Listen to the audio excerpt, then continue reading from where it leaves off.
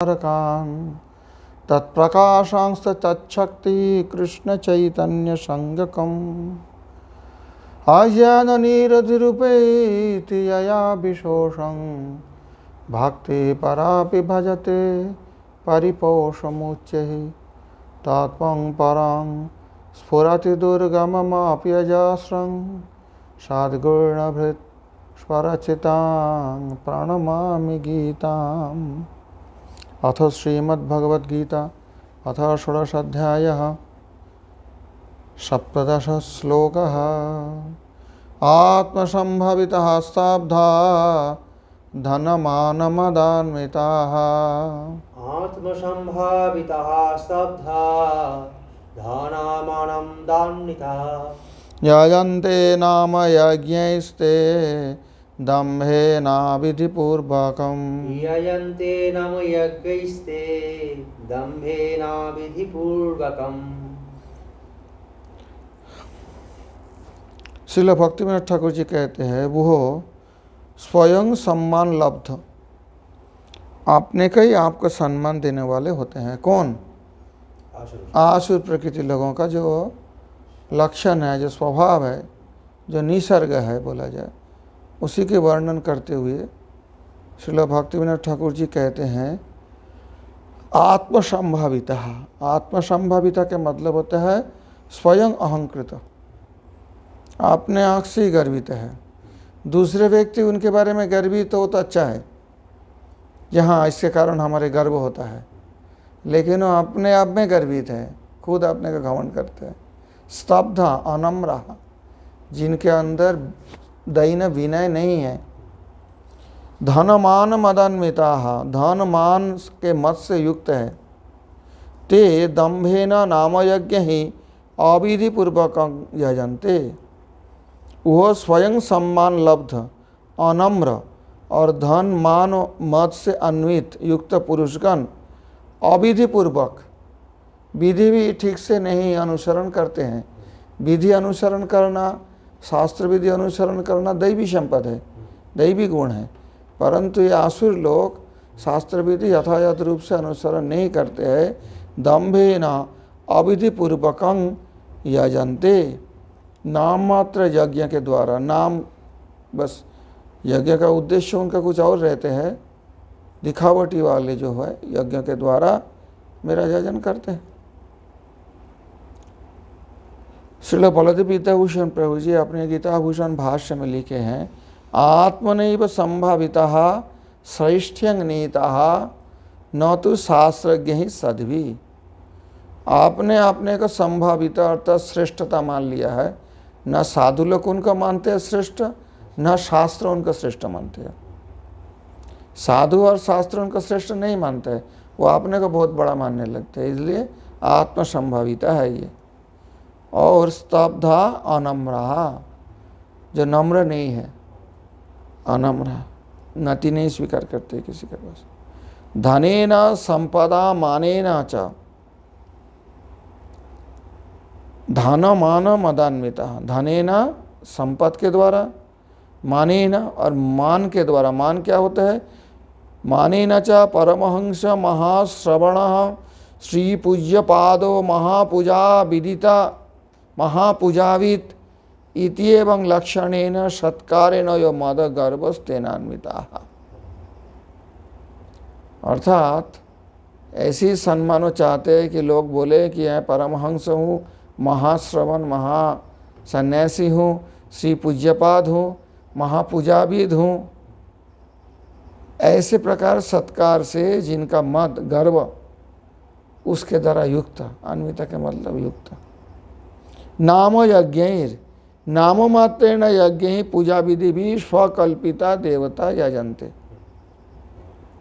अपने मनमर्जी स्वकल्पित देवताओं को पूजा करते हैं, नाम मात्रेण यज्ञ के द्वारा। यज्ञ मतलब पूजा विधि भी अपने विधि बनाते हैं, थोड़ा शास्त्र वास्त्र अनुसरण करने वाले उतना नहीं होते हैं। स्वकल्पिता देवता यजन्ते, अपने अपने कल्पित देवताओं को पूजा करते हैं। स्वस्वकानां गृहिणाम अभ्युदयाय, दम्भेन धर्मध्वजित्वेन विशिष्टा विरक्तवेषाः सन्त इत्यर्थः। दम्भेन अविधिपूर्वकम, कहते हैं धर्मध्वजित्वेन विशिष्टा, आपने अपने जो और गृहियों का अभ्युदय के लिए, उसके मतलब समझो, अभ्युदय के मतलब होते हैं उन्नति। गृहस्थ लोग आएंगे, महाराज मेरा तो ये काम रुक गया है, आप कुछ कर दो। हाँ ठीक है बेटा, कोई परवाह नहीं, मैं यज्ञ करता हूँ, तेरे को सब मिल जाएगा। हुम पटकाली, समझे बात।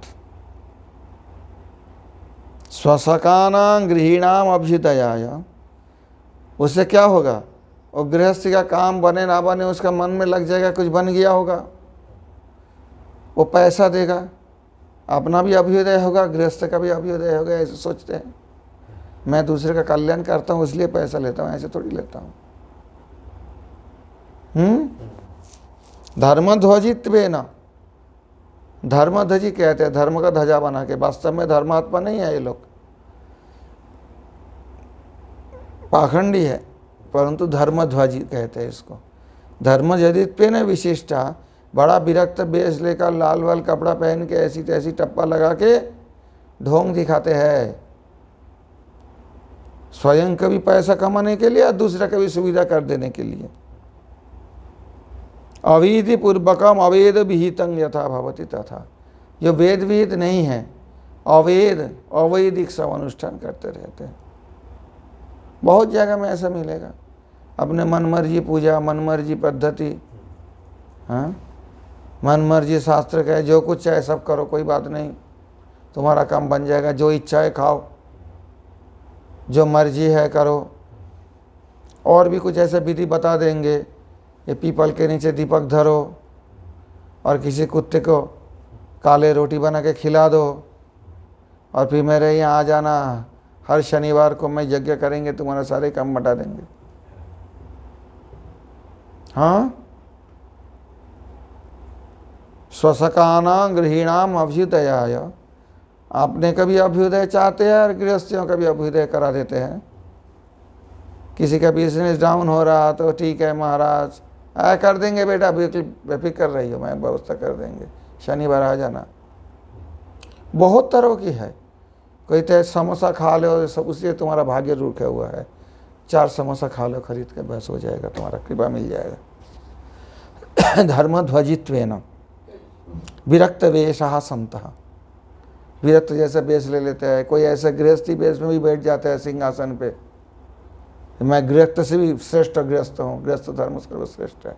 बहुत प्रकार के धर्मध्वजी होते हैं, ये सब असुर प्रकृति वाले हैं। आत्मसंभविता स्तब्धा धनमानमदान्विताः यजन्ते नाम यज्ञैस्ते दम्भेना विधिपूर्वकम् अहंकारं बलं दर्पं कामं क्रोधं च संश्रिताः।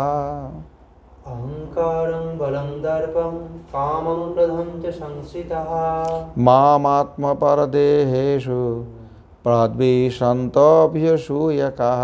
कामात्मपरदेहेषु प्रदीक्षन्तोऽभ्यसूयकाः। भी अहंकार मतलब घमंड, बल, दर्प, काम और क्रोध के वशीभूत होकर अपने शरीर और दूसरे के शरीर में अवस्थित मेरा जो परमेश्वर स्वरूप परमात्मा स्वरूप है, मुझसे द्वेष करते हैं और साधुओं के गुण में दोष आरोपित करते हैं। हे गौड़िया मठ वाले कहते हैं प्याज लहसुन नहीं खाना है, कौन बोला? ऐसा ऐसी तैसी दिखाता है आदमी को, गृहस्थी को सब कुछ खाना चाहिए, करना चाहिए, गुण में दोष आरोप करेगा। साधु किसी से ज़्यादा मिलते नहीं, क्यों नहीं मिलते हैं? गृहस्थी का काम बनाना साधु का ही तो काम होता है। किसी का बच्चा नहीं होता है, बच्चा बनाने की उपाय बताओ, किसी का बीमार हो गया ठीक करो, यही नहीं तो साधु क्यों हुआ? जो गुण है साधु का, जो संसार में संलिप्त नहीं होना चाहते हैं, ना सांसारिक विषय में मनोनिवेश करना नहीं चाहते हैं, उनमें दोष आरोपण करते हैं। समझ में आई बात? असुर प्रकृति व्यक्ति बहुत है अभी, देखना संसार में, पहले भी था अभी भी है। भगवान जब अर्जुन को उपदेश कर रहे थे उस समय भी था।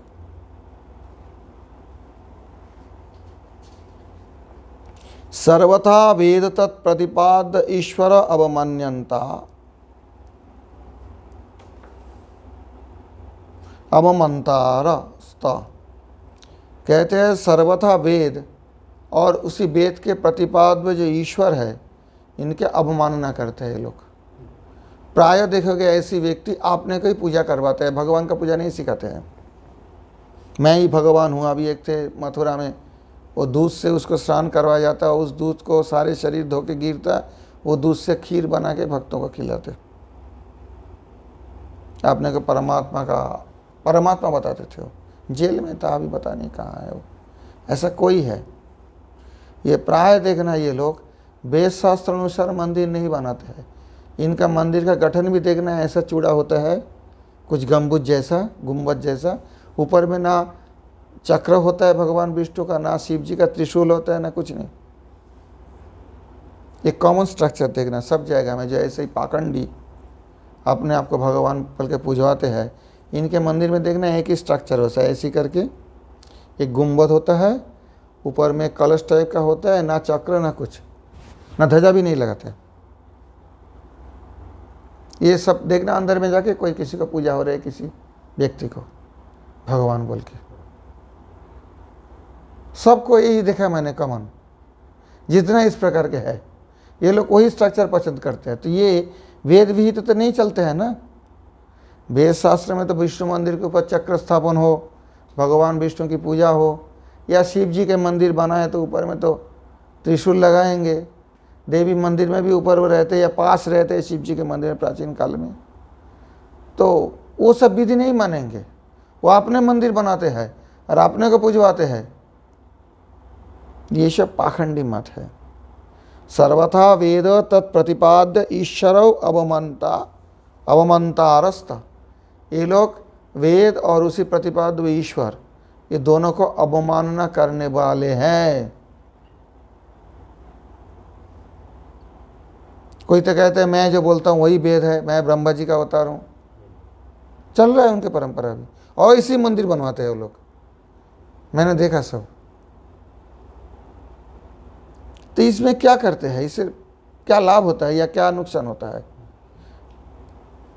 ये देखना पड़ेगा। अहंकारं बलं दर्पं कामं क्रोधं च संस्थिता। क्यों ये करते हैं? कि किस चीज़ का आश्रय करके रखे है? ये भगवान का आश्रय नहीं क्या? ये लोग किसका आश्रय किया?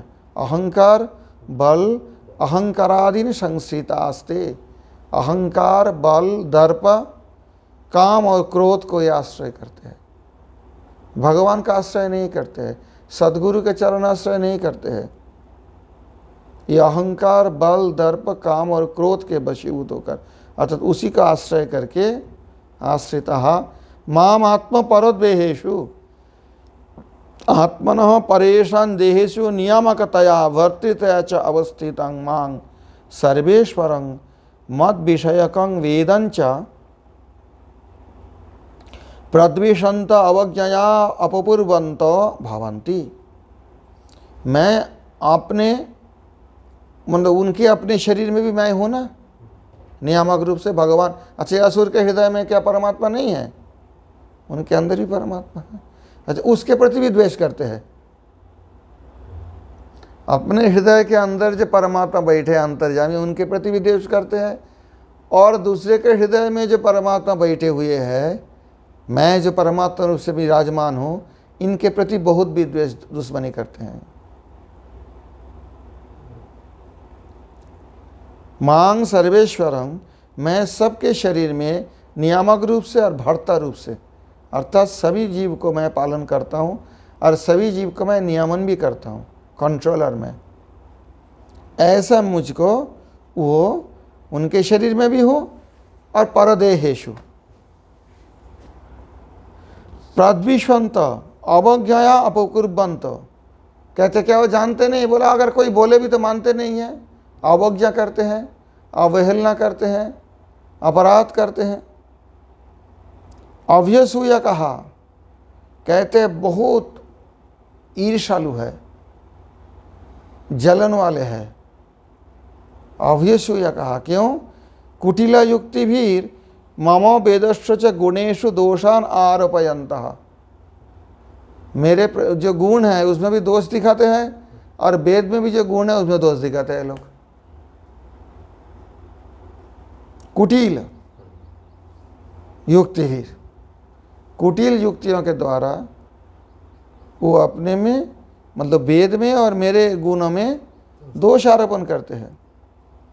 अहमेव स्वतंत्र करमीति अहंकार, मैं स्वतंत्र रूप से ऐसा करूँगा, तुम लोग मुझे पूजा करो, मैं तुम्हारा सारे काम बना दूंगा। गृहस्थी का ऐसे बल्कि बहकाते हैं, अपने भी पैसा कमाते हैं, उनके लिए भी कुछ कर देते होंगे,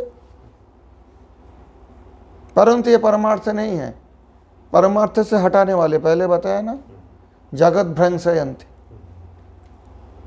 परमार्थ से संसार को भटकाते हैं ये लोग, भटक देते हैं और जगह में भ्रमित कर देते हैं,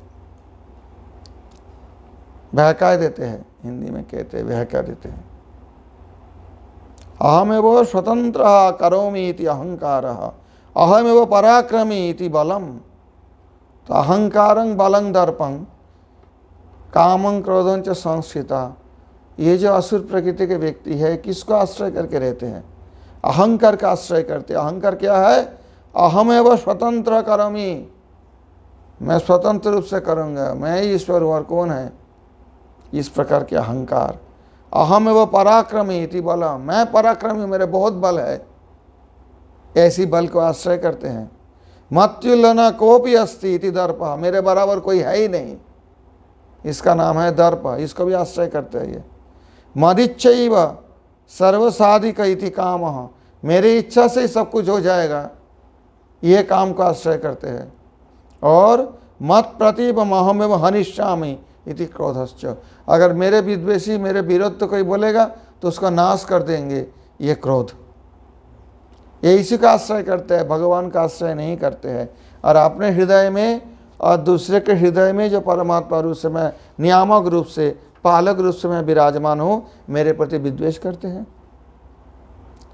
मेरे और वेदों में जो गुण है उसमें दोषारोप करते हैं।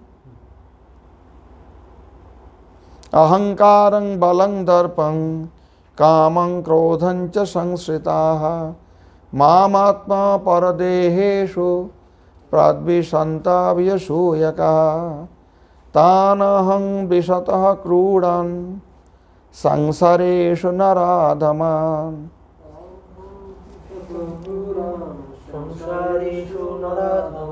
क्षिपामि अजस्रमशुभान् आसुरेष्वेव योनिषु।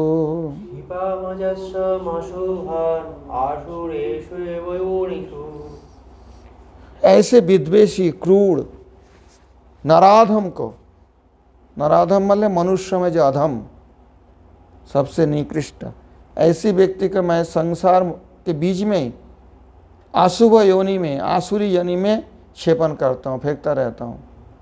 तुम जैसा चाहते हो ऐसे असुर बन के रहो, अपने कर्मानुसार तो जीव की जो है भगवान गति देते हैं ना, संयोग कर देते हैं देव के साथ। तो आसुरी योनि में मैं भेजते रहता हूँ इन लोगों को। क्यों?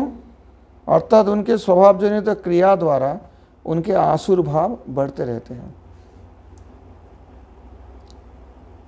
एवं आसुर स्वभावात् क्वचिदपि विमोक्ष न भवति इत्याह। ऐसे जो आसुर व्यक्ति है वो अपने आसुरी स्वभाव से कभी भी मुक्त नहीं हो पाते हैं, क्योंकि और ज़्यादा से ज़्यादा असुर योनि में होकर भेजा जाता है।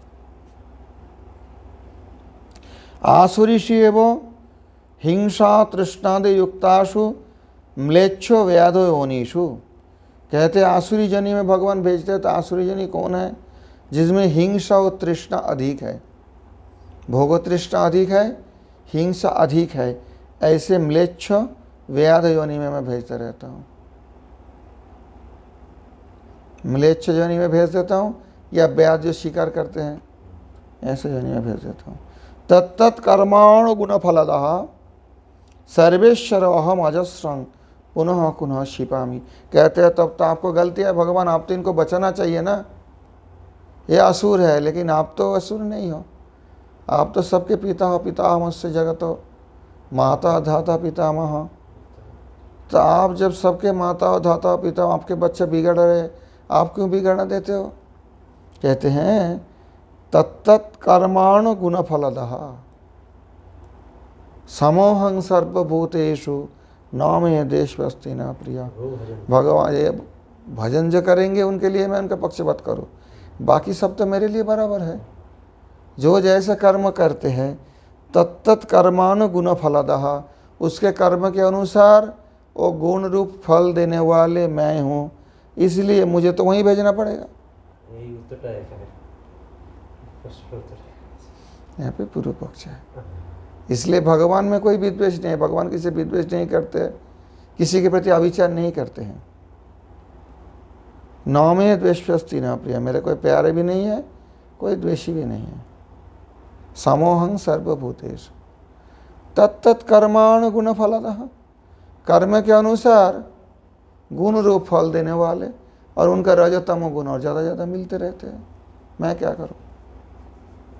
कहीं शराब खरीदने आया है, शराब की दुकान सरकारी लाइसेंस से बना हुआ है, और वो जो खरीदने आया है वो भी 18 के ऊपर, और मतलब वो शराब खरीदने लायक उम्र के है, तो शराब वाले उनका शराब बेचा है, क्या शराब वाले का गलती है? क्यों शराब पिलाता है मेरे बच्चे को? क्यों बेचा तुमने? वो क्या बोलेंगे? वो पैसा लेके आया खरीदने के लिए, मैं दे दिया, मेरा काम है। भगवान कर्मफल दाता है, उनके ना कोई देशी है ना कोई प्यारे है। जैसे जैसे कर्म करते हैं उनके अनुसार फल संयोग होता है उनका, उसमें क्या गलती है उनकी? तुम पियो मती। बहुत आदमी कहते हैं शराब के दुकान क्यों सरकार खोलता है? मैंने बोला तुम पीते क्यों हो? जब पीना बंद कर दोगे तो एक दिन में शराब के दुकान बंद नहीं हो जाए तो मुझे कहना, होगा कि नहीं? फैक्ट्री भी बंद हो जाएगा शराब का। जब कोई पिएंगे नहीं शराब तो कौन बनाएंगे? किस लिए बनाएंगे? तो जैसे कोई व्यक्ति शराब खरीदने जाते हैं तो शराब के दुकानदार को आप दोषी नहीं ठहरा सकते हो, वो तो लाइसेंस लेके बैठे हैं, सरकार भी लाइसेंस दिए, उनके भी दोषी नहीं ठहरा सकते हो। सब तो नहीं जाता है, मैं तो खरीदने नहीं जाता हूँ, तुम क्यों खरीदते हो, क्यों पीते हो? जो असुर प्रकृति के व्यक्ति है, भगवान जो कहते हैं कि इनको मैं पुनः पुनः सर्वेश्वर अहम अजस्रं क्षिपामि, मतलब पुनः पुनः क्षिपामि, बार बार असुर जनी में भेजता रहता हूँ। इसमें भगवान की कोई दोष नहीं है, वो तो आपने कर्मानुसार उनको ऐसी भेजना है जो चाहते हैं। ठीक है, तुम ईश्वर बनो, भोगी बनो, ऐसी शरीर प्राप्त करो। कौन कौन शरीर? म्लेच्छ व्याधो योनिषु। तुम अगर वैदिक कुल में जन्म लेके आचरण नहीं करना चाहते हो और वेद का ही विद्वेष करते हो तो ऐसी कुल में जन्म देंगे जहाँ वैदिक आचरण है ही नहीं, वहीं बच जाओ। हिंसा करना चाहते हो, इसको मारूंगा उसका मारूंगा, व्याध बन जाओ, पशु मार के अपनी जीविका बनाओ। उनकी इच्छा अनुसार तो दे रहे, उनके कर्म अनुरूप तो भगवान उनको दे रहे थे, इसमें क्या भगवान की गलती है? कोई दूध खरीदने गए दुकान में, कोई शराब खरीदने गए, जो दूध खरीदने गए वो पैसा से दूध खरीद के लाते हैं, इससे दूध वाला का कोई पक्षपात है क्या? या कोई पैसा लेके शराब के दुकान में गए, शराब खरीद लाए, इसमें शराब वाला की कोई गलती है क्या? पक्षपात है क्या? तो इसलिए भगवान निर्दयी नहीं है, वो तो जानते हैं जो बार बार इनको ऐसी चाहते हैं तो ऐसी ले, अपने जैसे कर्म करेंगे उसके अनुसार शरीर प्राप्त करो। तानहं द्विषतः क्रूडान् संसारेषु नराधमान् क्षिपामि अजस्राम् अशुभान् आसुरीष्वेव योनिषु आसुरीं योनिमापन्या मूढ़ा जन्मनि जन्मनि। आसुरीं योनिमापन्या मूढ़ा जन्मनि जन्मनि माम अप्राप्यैव कौन्तेय ततो यान्त्यधमां गतिम्। माम प्राप्यैव कौन्तेय यतो यान्त्यधमां गतिम्। अब तक जो 19 श्लोक वाले जो चर्चा हुई है उनमें एक ही विषय पे बोले थे, जो आसुरी व्यक्ति का क्या लक्षण है, क्या गति है। अब ये विंश जो श्लोक है, विंशति श्लोक 20 नंबर श्लोक, इनमें से दूसरे प्रसंग भगवान मतलब कुछ बदले हैं। तो क्या कहना चाहते हैं भगवान? आसुरी योनि महापन्ना, आसुरी योनि प्राप्त कर ये सारे मूढ़ लोग, मूढ़ मतलब निर्बोध निर्बुद्धि, जन्म जन्म मुझे लाभ करने में असमर्थ होंगे, अक्षम होंगे, मतलब जन्म जन्म से भी मुझे प्राप्त नहीं कर पाएंगे और उससे भी अधम गति प्राप्त करेंगे, अधम के ओर जाएंगे ये।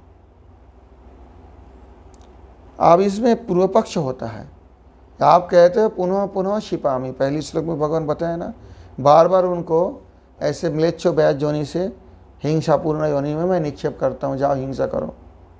परंतु ननु अगर ऐसा ही हो, बहु जन्मांते तेषां कदाचित पदनुकंपया असुर योनिर्विमुक्ति स्यादिति, बहु जन्म के बाद कभी भी तो आपकी कृपा से, अनुकंपा से, अनुग्रह से उनका आसुरी योनि से विमुक्ति होना चाहिए ना।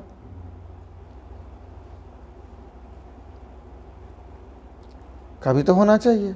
अब ऐसे ही करते रहोगे, आसुरी बना के रखोगे उनको। चेत तत्राह, यदि इस प्रकार की पूर्व पक्ष हो तो उसी के जवाब से भगवान ये श्लोक कहे हैं, आसुरीं यानी महापन्ना, आसुरीम इति ते मूढ़ा जन्मरी आसुरी यानी महापन्ना माम अप्राप्य। ये सब निर्बोध जो है, निर्बुद्धि, ये आसुर यानी प्राप्त करके मेरे को प्राप्त नहीं करेगा। क्यों? कि दैवी गुण जो है वो भगवत भजन के सहायक है, पहले बताया ना। और आसुर गुण क्या होता है? और उसी प्रकार नरक प्रापी का पहले ही बता दिया। तो भगवत प्रापी का तो नहीं होगा आसुर गुण, मोक्ष साधी का तो नहीं होगा। तो इसलिए आसुरिंग अनिमापन्ना मूढ़ा जन्मनि जन्मनि, बार बार जन्म लेते हुए, माम प्राप्य कौन्त्य ततोपि अधमाम अति निकृष्टांग, ते मूढ़ा वो सारे निर्बुद्धि जन्मनि आसुरी योनि महापन्ना, जन्म जन्म आसुरी योनि प्राप्त कर, माम प्राप्य मुझे प्राप्त नहीं कर, तथापि अधमाम अति निकृष्टांग स्वादि योनिंग यान्ति, उससे भी निम्न और अधम प्रकृति के कुत्ते बिल्ली की, कुत्ते जैसी योनि में जन्म लेंगे, कुत्ता बिल्ली बनेंगे आगे जाके। और माम अप्राप्य अत्र एव कारेण, माम अप्राप्य एव, यहाँ पर जो एव शब्द है, मदनुकंपया संभावना भी नास्ति, मेरे अनुकंपा, मेरे कृपा, मेरे अनुग्रह प्राप्त करने की संभावना भी नहीं है। तल लाभोपाय योग्या सज्जातिरपि दुर्लभेति, और मेरे अनुकंपा प्राप्ति के योग्य जो सज जाति, उसमें भी जन्म उनके लिए दुर्लभ है। फिर कैसे क्या होगा? श्रुतिश्चैव माह, वेद भी ऐसे ही कहते हैं। अथ कपूयचरणा अभ्यसो हा अत्ते कपोयां योनिमापद्येरन् स्वयोनिं वा शूकरयोनिं वा चांडालयोनिं वा इत्यादि का वेद प्रमाण दे रहे हैं। बलदेव विद्याभूषण जी अपने भाष्य में क्या कहते हैं? अथा कपूय चरण, अनंतर वो कपूय चरण मतलब जो पाप आचरणकारी, अभ्यासो हयत्ते, वो जो निकृष्ट कर्मकारी, पाप कर्मकारी, वो जन्म जन्म में वैसी पाप योनि प्राप्त करेंगे जैसी कुत्ते की योनि, शुकर योनि वा, शुकर होकर जन्म लेंगे, कुत्ता चांडाल योनि वा, अथवा चंडाल आदि जन्म प्राप्त करेंगे। ऐसे बहुत सारे श्रुति हैं। अब इसमें पूर्व पक्ष आ जाता है। अगर ऐसी बात बोलो तो ईश्वर तो सत्य संकल्प है, भगवान तो जो चाहते हैं हो जाता है। तो भगवान अगर चाहे जिनका असुर भाव दूर हो जाए या निम्न जनी में क्यों भेजेंगे? फिर इनको क्यों नहीं उच्च कर देते हैं? संकल्प मात्र से ही तो भगवान इनको उद्धार कर दे सकते हैं, करते क्यों नहीं? सभी तो उनका संतान है। तो जब भगवान संकल्प मात्र से इनको उद्धार कर सकते हैं, इनको अच्छे योनि में जन्म दिला सकते हैं, इनको पाप दूर कर सकते हैं, करते क्यों नहीं? ननु ईश्वरः सत्य संकल्पत्वाद अयोग्यस्यापि योग्यतां शक्नुयात् कर्तुमिति चेत्, जिनका अयोग्यता है उनका भी योग्यता प्रदान कर सकते हैं। आप कह सकते हो हाँ उनकी योग्यता नहीं है क्योंकि वो चाहते हैं ऐसे असुर बनना। भगवान तो जानते हैं ना और सर्वसमर्थ है ना, सत्य संकल्प है ना, जो चाहेंगे वही हो जाएगा, कष्ट भी नहीं करना पड़ेगा। तो भगवान अनायास सत्य संकल्पता के कारण तो उनको तो अयोग्य व्यक्ति की योग्य कर सकते हैं। ऐसा अगर पूर्व पक्ष हो, शक्नुया देव, हाँ अवश्य कर सकते हैं, भगवान की सामर्थ्य है। काकड़े गरुड़ कड़े वही कृपा में, कौआ को भी गरुड़ बना दे सकते हैं, गरुड़ जैसे पूज्य बना दे सकते हैं भगवान। यदि संकल्पयेत बीजाभावन न संकल्पयति इति अतस्तस्य वैषम्यमाह सूत्रकारः। यदि भगवान संकल्प करें, समझो अच्छी तरह से, इसको वेदांत सूत्र में ये सब समाधान है, ब्रह्म सूत्र में उपनिषद वाक्यों का समाधान है। क्योंकि वेद में भी कहते हैं ना, कपूय चरणाभय सहायत्ते कापोयं यानिमापदीरन स्वयनिंग बा शुकर योनिंग बा चांडाल योनिंग बा।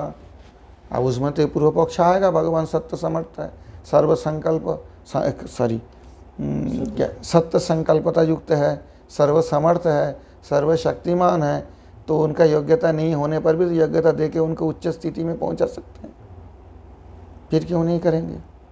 कहते हैं यदि संकल्पयेत बीजाभावा न संकल्पयति, अगर भगवान ऐसी संकल्प करे तो बीज के अभाव से, बीज के अभाव क्या होता है?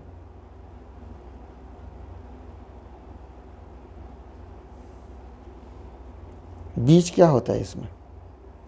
बीज होता है सत्कर्म।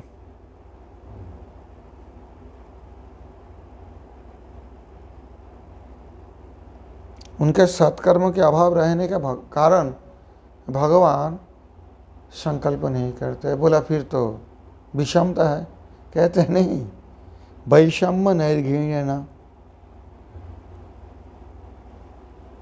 अवैषम्य, भगवान विषम नहीं है, सबके प्रति सम है। वेदांत सूत्र यहाँ पर कोटेशन किए हैं कि वैषम्य नैर्घृण्येन, ईश्वर सर्व सत्य संकल्प परम दयालु, इसलिए इनका वैषम्य निर्दयता ये नहीं है। भगवान में पक्षपातिता भी नहीं है और निर्दयता भी नहीं है। जीव अपने अपने कर्म के अनुसार अपने अपने योनि प्राप्त करते हैं, वो क्यों बीच में बाधा डालेंगे? उनके तो इच्छा भी नहीं है अच्छे काम करो। भगवान सर्वसमर्थ, जबरदस्ती करा सकते हैं, जबरदस्ती करेंगे क्यों? वो तो निरपेक्ष है, किसी के प्रति पक्षपात भी नहीं करते हैं और किसी के प्रति निर्दयता भी नहीं करते हैं। ये वेदांत सूत्र में व्यासदेव जी ने समाधान किया है, नए प्रस्थान कहते हैं इसको। ततश्च तानहम दिशतः क्रूडान तानहम इत्यादि दयंशु उपपन्यम।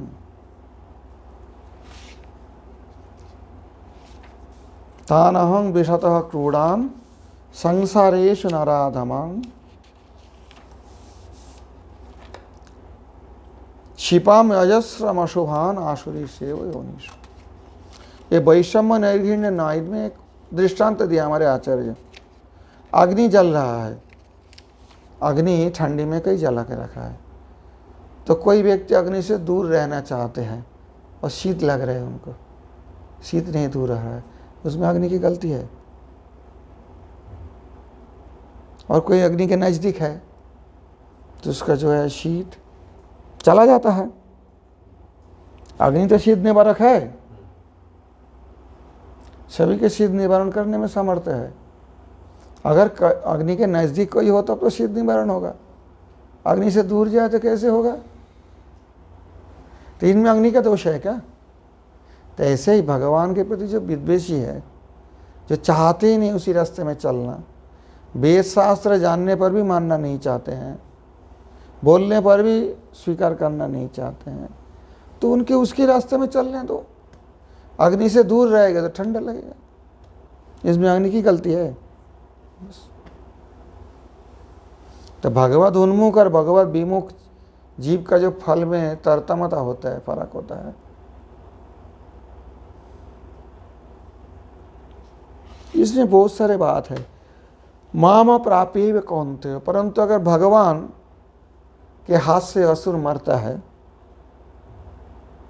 फिर अधम गति में नहीं होता है। माम अप्राप्य एव, जब तक मुझे नहीं प्राप्त करेंगे तब तक उसका असुर नहीं लाभ होगा। हतारी गतिदायक, भगवान का एक वैशिष्ट्य है हतारी गतिदायक। जिस दुश्मन को भगवान मार देते हैं उनका भी उच्च गति प्राप्त ब्रह्मलोक में चले जाते हैं। ब्रह्मलोक में नहीं, ब्रह्म ज्योति में चले जाते हैं, मुक्ति हो जाता है संसार से। प्रेम भक्ति तो नहीं प्राप्त करेंगे, परंतु ये जो ब्रह्मवादी जिस मुक्ति के लिए जन्म जन्म ध्यान करते रहते हैं, भगवान जी इन असुर को मार देते हैं, वो भी वहीं पहुंच जाता है बिना साधन करके। तानहम दिशतः क्रूरान संसारेषु नराधमान क्षिपामि अजस्रम अशुभान आसुरीषु एव योनिषु एते नास्तिकाः सर्वदा नारकेण दर्शिताः। ये जो दोनों श्लोक है, इसी दोनों श्लोक से अर्थात तानहम से शुरू करके आसुरी अनिमापन्ना, ये नास्तिक हर समय नारकीय ऐसा ही दिखाया गया है, अर्थात नरक के योग्य है। ये तो शापाद असुरा तदनुयायिनश्च राजन्यः प्रत्यक्ष उपेन्द्र निहरि बराहादो विष्णु स्वशत्रुपक्षित्वेन विद्वेषिणोऽपि वेद वैदिक कर्मपराः सर्वनियन्तारं कालशक्तिकम् अप्रत्यक्षं सर्वेश्वरं मन्यन्ते ते तु उपेन्द्रादिभिर्निहता क्रमात् त्यजन्ति आसुरीयोनिं कृष्णेन निहतास्त विमुच्यन्ते चैति न ते वेदबाह्यः। बोलছে नास्तिक जो वेद को स्वीकार नहीं करते प्रमाण रूप से, वो नास्तिक होता है। परंतु ये शाप के कारण असुर योनि प्राप्त किए हैं और उसी असुर योनि प्राप्त किए श्रापग्रस्त के अनुयायी जो राजा है, जैसे जरासंध आदि कंस के अनुयायी था, और भी कोई शिशुपाल दंतवक्र अनुयायी राजा थे, ये लोग का क्या होगा? ये तो श्राप के कारण असुर बने हैं और उनके अनुयायी राजा भी कुछ है, उनके पीछे चलते हैं। वो तो श्राप के कारण नहीं, परंतु उनका ही अनुगत्य करते हैं। तस्य प्रत्यक्ष से क्या करेगा? भगवान को प्रत्यक्ष करेंगे। किस रूप से? उपेंद्र रूप से। उपेंद्र मतलब स्वर्ग में भगवान जिस रूप में है, 52 रूप में, अथवा नृहरि नृसिंह रूप से, जैसे हिरण्यकशिपु ने प्रत्यक्ष किया था, प्रत्यक्ष करेंगे। बराह रूप से हिरण्याक्ष ने प्रत्यक्ष किया था। हिरण्याक्ष तो भगवत पार्षद है, भगवान के द्वारपाल थे, परंतु श्राप के कारण असुर योनि प्राप्त हुआ और फिर भगवान उनको बराह रूप धारण करके प्रत्यक्ष दर्शन भी दिया, उनका वध भी किया है। विष्णु स्वशत्रु पक्षित्वेन, भगवान विष्णु के अपने शत्रु पक्ष मानने वाले पर भी विद्वेषिनोपि,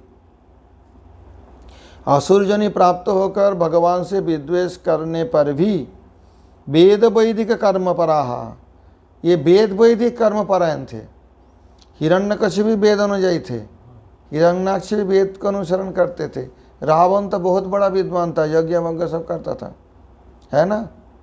तो वेद वैदिक कर्मपरा है, ये नास्तिक नहीं है, वेद मानने वाले, परंतु सर्वनियंतारं कालशक्तिकम अप्रत्यक्षं सर्वेश्वरं मन्यन्ते।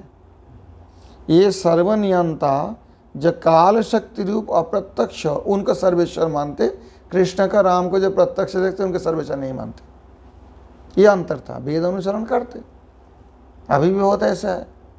वेद पाठ करते हैं, यज्ञ करते हैं, कृष्ण को नहीं मानते हैं, भगवान रामचंद्र को नहीं मानते।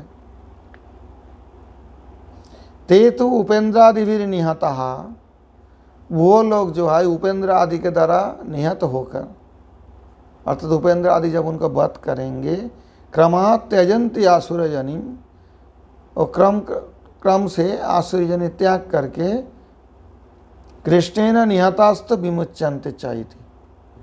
उपेंद्र आदि के द्वारा निहत होने से क्रम से वो धीरे धीरे आसुरी जनि को त्याग करेंगे, और कृष्ण जिनको मारते हैं, कृष्ण जिनको बात करते हैं, विमुच्यन्ते च, वो तो तुरंत जाके ब्रह्म ज्योति में चले जाते हैं, उनको तो फिर जन्म ही नहीं होता।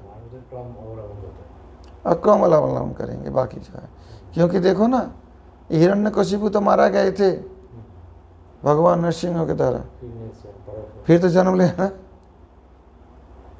द्वापर में, जब भगवान ने मारा उनको फिर उद्धार हो गया। कृष्णेन निहतास्त विमुच्यन्ते च माम अप्राप्यैव कौन्तेय ततो यान्ति अधमां गतिम्। न ते वेदबाह्याः, ये लोग वेदबाह्य नहीं हैं, वेद विद्वेषी नहीं हैं और नास्तिक नहीं हैं, लेकिन उस प्रकार ईश्वर को मानते हैं, काल रूपी, अप्रत्यक्ष, निराकार, ऐसे तैसे। आसुरीं योनिमापन्ना मूढ़ा जन्मनि जन्मनि माम प्राप्यैव कौन्तेय तत यान्ति अधमां गतिम्। निताई गौर प्रेमानंदे हरि हरि वो। गीता सुगीता कर्तव्या की मन नहीं शास्त्र विस्तरे या शयं पद्मनाभस्य मुखपद्माद् विनिसृता।